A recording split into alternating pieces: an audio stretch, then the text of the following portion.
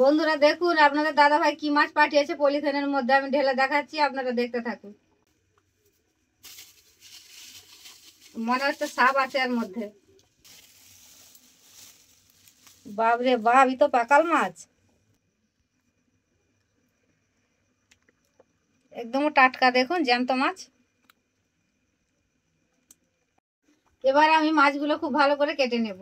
এখানে আমি ছাই নিয়েছি, দেখুন এই মাছটা তো হড়হড়া, এই মাছটার মধ্যে ছাই মাখিয়ে আমি আঁশটা তুলে নেব।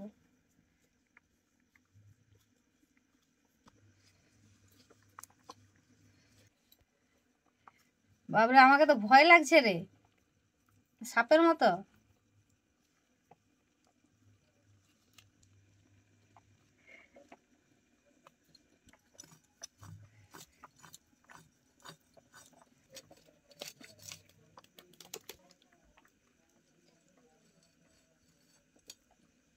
এই যে মাছের ভিতরে যে আঁশটা রয়েছে এটা বার করে দেবো টেনে।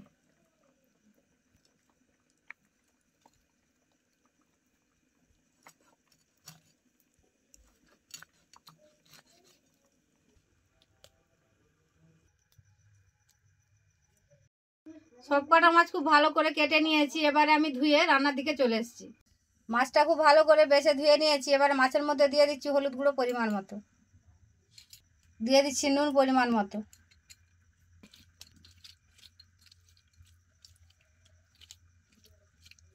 মাছের মধ্যে নুন হলুদ খুব ভালো করে মাখিয়ে নিয়েছি, এবারে আমি মাছ ভাজার জন্য কড়াইয়ের মধ্যে দিয়ে দিচ্ছি সরিষার তেল পরিমাণ মতো।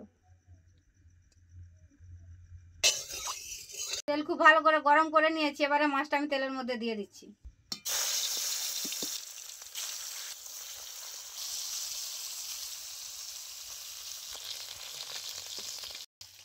মাছটা আমি খুব বেশি কড়া করে ভাজবো না, যেহেতু আমচুর দিয়ে টক করবো। এবারে আমি মাছটা তুলে নেব।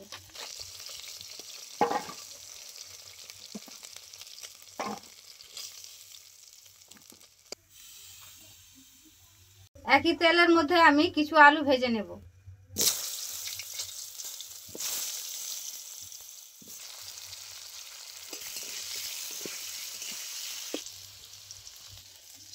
আলুটাও খুব ভালো করে ভেজে নিয়েছি, এবার তুলে নেব।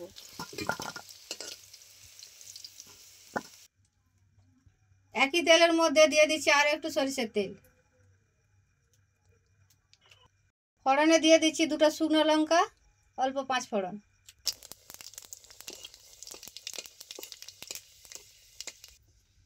এবার আমি দিয়ে দিচ্ছি বেটে রাখা মশলা। এখানে রয়েছে সাদা সরষে, শুকনো লঙ্কার বাটা, দিয়ে দিচ্ছি অল্প হলুদ গুঁড়ো।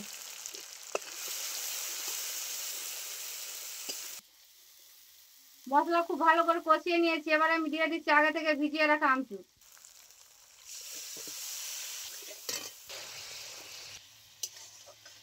খুব ভালো করে আমচুর দিয়ে মশলা কষিয়ে নিয়েছি, এবার আমি দিয়ে দিচ্ছি আগে থেকে ভেজে রাখা আলু।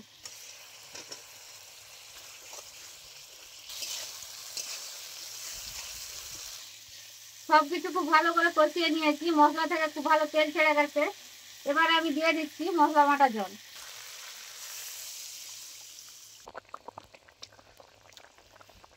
ঝোল খুব ভালো করে ফুটিয়ে নিয়েছি, এবারে আমি ভেজে রাখা পেকাল মাছটা দিয়ে দিচ্ছি।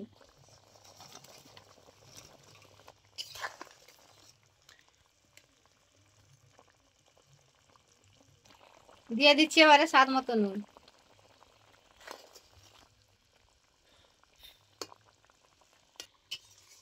বন্ধুরা রান্নাটি প্রায় শেষের মাথায় হয়ে এসছে, এবারে আমি নামিয়ে নেব।